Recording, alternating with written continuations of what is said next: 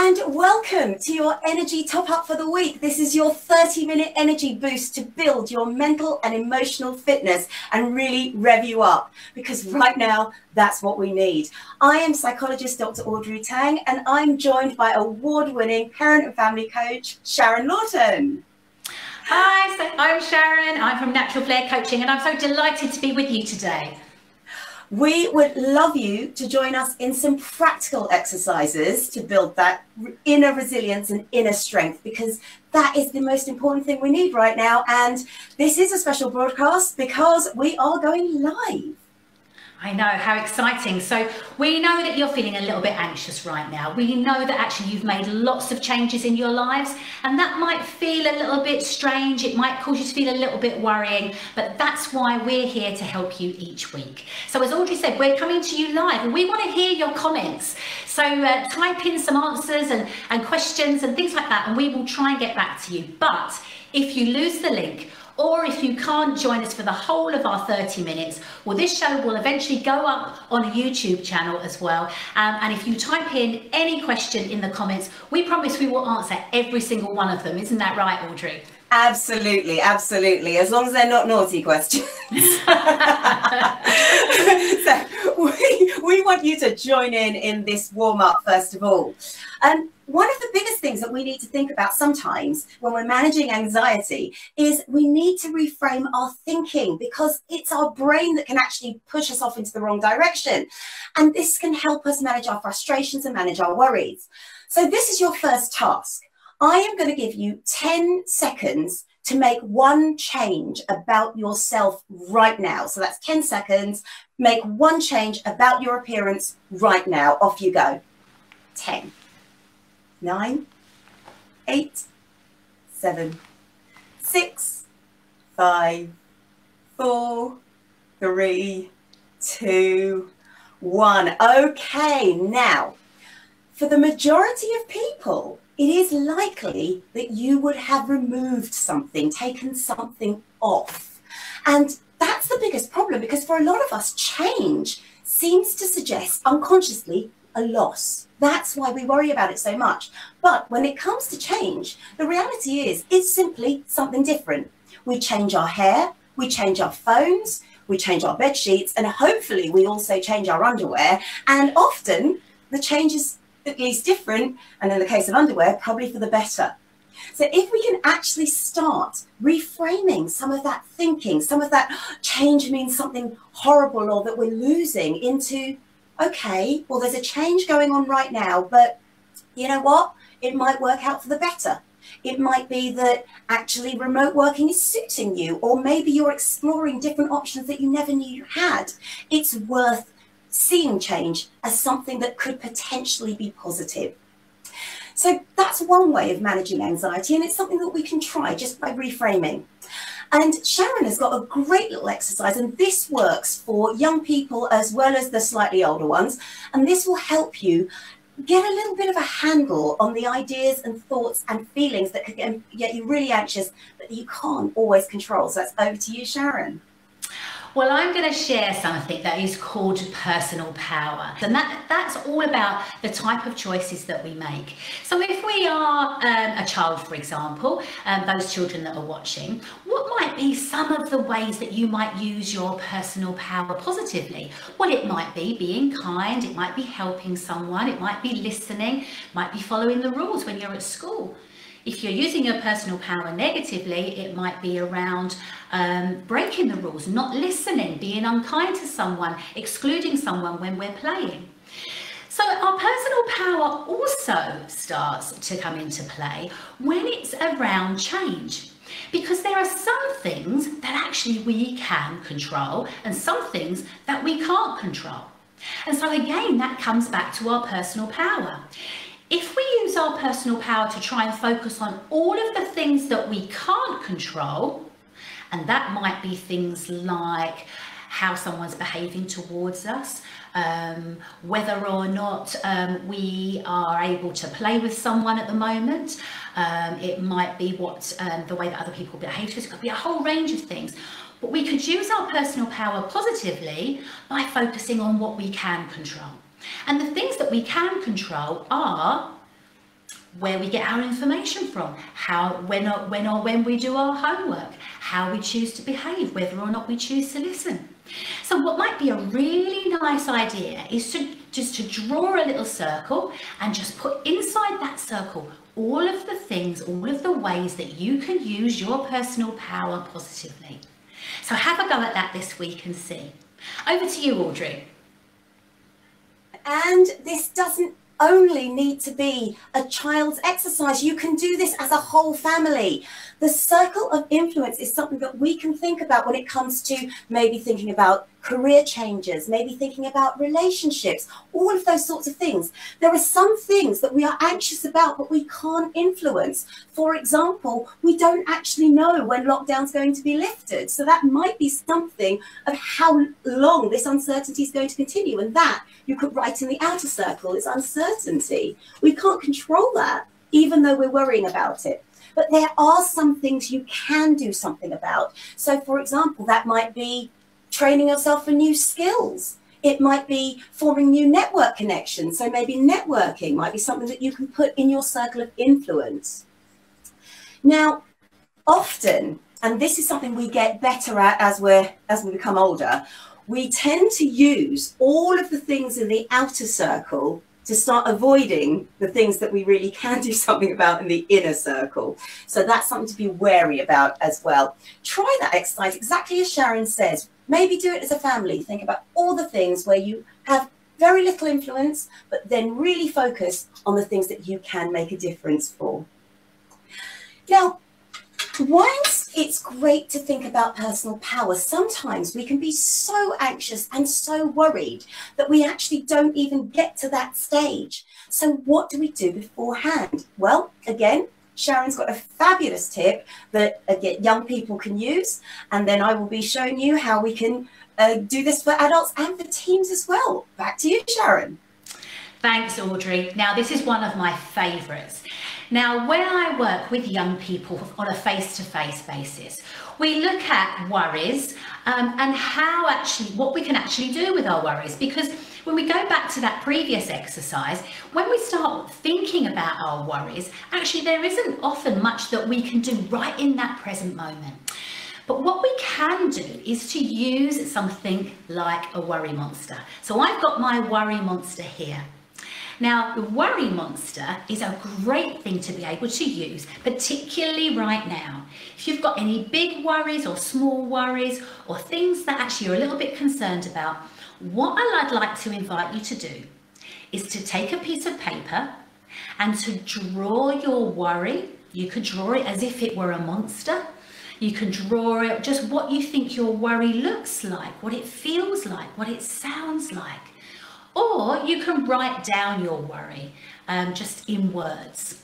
And then what you do is you open up the lovely worry monster's mouth and you pop your worry inside your worry monster and zip up his mouth.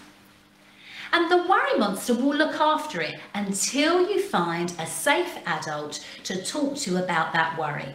And that's really important because the worry monster will look after it for you. But it's important to share your worries with a grown-up that you really trust and someone that cares for you. And they can help you to sort that out. So that's really a really great idea. If you haven't got a worry monster, it doesn't matter. Because what you can do is you can create something with a shoebox, which I've got here. I think Audrey's going to talk about something similar, but this is a little shoebox here. So that's like a worry box. And my son used to have one of those, and he would pop it on his door and he would put his worries in there.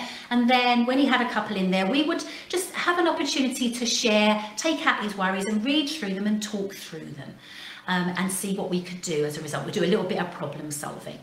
But again, if you haven't got a shoebox, you might be able to use like a little bag or a pillowcase or anything really. So have a think, a jam jar. There are so many ways in which you can look at your worries and pop them in and make a worry jar or a worry monster or a worry box. So lots and lots of ideas, but these are really easy to get.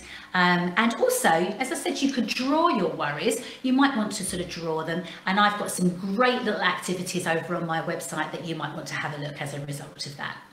What are your ideas then, Audrey? Well, what I love about your worry box is that it's a good way of getting that information, getting that concern out without it taking up a lot of energy in your mind. The whole problem with worries is that they really can clog up a lot of our brain. And unless we get them out, all we do is we spend more and more time thinking about them, and that leaves us less energy and less emotional fitness to do anything else. And this is, of course, very similar to the suggestion boxes that you might have in the workplace. Putting those concerns in there, even anonymously, at least helps you voice them. Now, without being in the workplace, you can also, and I find this really useful, you can journal too. You might decide to take a photograph of what's worrying you, or some way of expressing that concern, or maybe draw a piece of art or write a piece of poetry. Maybe you'll create something out of craft. Songwriting, choreography and sport are also other ways of expressing those worries and anxieties in order to come back to them in a calm frame of mind. But as Sharon said, one of the most important things is you must come back to that concern at some point. We are not saying put it away and lock it away and don't do anything about it, because that can cause bigger problems later on. By putting it away for the time being, what it does is it stops you imprinting and focusing and making it bigger and bigger in your head, because overthinking does that. But by having it in a journal, having it written down somewhere, having it in the worry monster, it allows you to come back to it and deal with it at a time when you're less emotional and more able to find a solution. But the most important thing is you must deal with it. There are tons of exercises on our YouTube page, which is the Wellness League. And exactly as Sharon says, she's got a lot of these resources on her website, which is www.natural-flair.com. And we will put those links at the end of this broadcast. But if you go onto our website and try any of our activities out, we would love to see what you've been up to, just like this. Hello Audrey, and welcome to our little homeschool in Lawton Buzzard.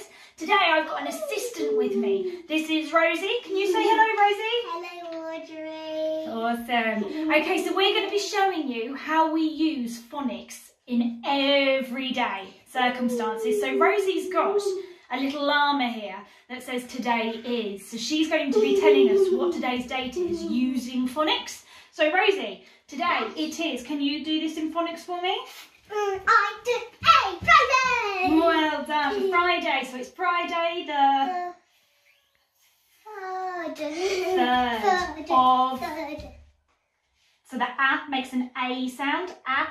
April! April. Well I can do done. it, I can do it. Are you ready? Let's lift you up and you can put that on the calendar. Look. Good job. Good phonics. So next, Rosie's going to be showing you how she can use phonics to make the name of one of her best friends. So over here, we've got all the sounds we need in order to make one of your best friends Amber's name. So when we say the name Amber, what's the first sound you hear? Can you find it? Good job. For ants! Good girl. Okay, so we're going to say it again. Amber. What's the clever girl? The second sound we hear is mm. For moon. Good job. So can you put it next to it? Clever girl. So now sound them, touch them and make the sounds. Am. So in the name Amber, what's the next sound we hear? Bat. B. For bat. Good girl. Well done. It's a cute little batty. So touch the sounds. Amber. Amb. Okay, so what's the last sound we need? For ladder. Clever girl. Okay, so let's touch the sounds. Amber. Blend them together. Amber. Good job. High five. Well done. Thank you so much to Kirsty Manning. Kirsty is our literacy tutor and she has a fantastic playlist of phonics on the Wellness League YouTube channel. So do check out her playlist, and it's a great way to do a little bonding and of course practice all of those important phonics. Now, before we get towards the end, we wanted to relax you, and Sharon is now going to take us through a breathing exercise. Now, the lovely thing about this is, again, Sharon has some great resources, and she will be showing you one of them as she demonstrates this breathing exercise. But for adults, one thing that I find is if someone tells me to calm down, that tends to wind me up even more. So what I suggest you do is, if you do want to practice the breathing exercise, but you're not quite in the frame of mind to do it, get yourself out of your head by either focusing on the second hand of a clock as it ticks. So count the second hands as you breathe, and you'll be able to do that in the same counting as Sharon will take you through. Or as you count, focus on the paving stones, on the ground, or counting something, but that way you're out of that head and out of that emotional nest of things going on. So over to you, Sharon, for the breathing exercise. Fantastic. Now, it's like any kind of fitness, building your resilience, building your inner superpower, your personal power. It takes a little bit of time, effort, and practice. But that time, effort, and practice will create nice, strong links in your brain so that you can be the boss of your brain rather than your brain being the boss of you. And that results in you feeling calmer, happier, and more in control of your feelings. So one of the ways that we can do that, and remember, we need to practice it even when we don't need it, is by doing some breathing exercises. So I've got a breathing ball, which is this thing is here, and I want you to follow the breathing ball as we breathe in and out together. Now, if you pop your hand on your tummy while you're doing this, you should be able to feel your tummy expand and contract, because we want to breathe from our tummies and not from our chests. When we breathe from our chest, that often increases the adrenaline rush around our body. If we breathe from our bellies, actually, that's a much better way of breathing. So in through our nose and out through our mouths. Are you ready? So we're going to breathe in for 3, we're going to pause, and then we're going to breathe out through our nose for 3. Okay. So are you ready? So let's do this together. Ready? Breathing in, 2, 3, and out, 2, 3. Let's breathe in, 2, 3, and out, 2, 3. Breathe in, 2, 3, and out, 2, 3. Now you need to do that really for as long as you need to feel calm again, to feel that you're a little bit more grounded again. And again, practicing when you don't need it means you're able to access it when you do need it. Because if we only just use these exercises when we're feeling a little bit anxious, actually that's not the way to be the boss of our brains. One of the things that I always say, Audrey, before I hand back to you is, if we're going to run a marathon, we don't just pop our trainers on and go out there and run for 26 miles. We'll pop our trainers on and we'll have to train every single day. So the first day we might only be able to run for 3 minutes and then do a bit of walking. And then the next day we'll just build it up a little bit more, a little bit more, and a little bit more, until actually we're running 26 miles without even thinking about it. And that's what all of these exercises are like. It's little and often, drip, drip, drip, to build our inner resilience. It's not just going to happen overnight. What do you think? Spot on. It's about building up that fitness before the point of crisis, because when you're already stressed, it's really hard to come back and do any of these things. Now, if you do have a topic you'd like us to cover, Sharon and I have got tons of things, tons of exercises that we would love to share with you. So please do let us know. And if you are looking for a little bit of extra help, you can see we've got things to calm anxiety. We've got methods of breathing exercises. We've got ideas to manage emotions. Do have a look at the articles that I've got on my webpage, which is www.resilienthealthonline.com, and do go and visit Sharon's webpage, which is www.natural-flair.com. Now, before we finish, we are really, really lucky to be able to send you off with a thought for the week from the Reverend Mandy Marriott of Duston Parish, and she will be giving us that lift of faith and hope that I think is going to come in really, really useful at the moment. So thank you all for joining us. Hope to see you again next week. Bye for now, and over to Mandy. Hello, I'm Mandy, and I'd like to share a few thoughts with you as we conclude this session today. We are human beings. Note the word beings. But for much of the time, we function as human doings. Most of our lives, we're on the go, doing this, doing that, going here and there, filling our time with activity, be it at work or in our family or our social life or just our day-to-day routines. But suddenly, being isolated at home means that our doing is restricted. And perhaps in order to manage this new situation we find ourselves in, we need to allow the being part of ourselves to redress the balance.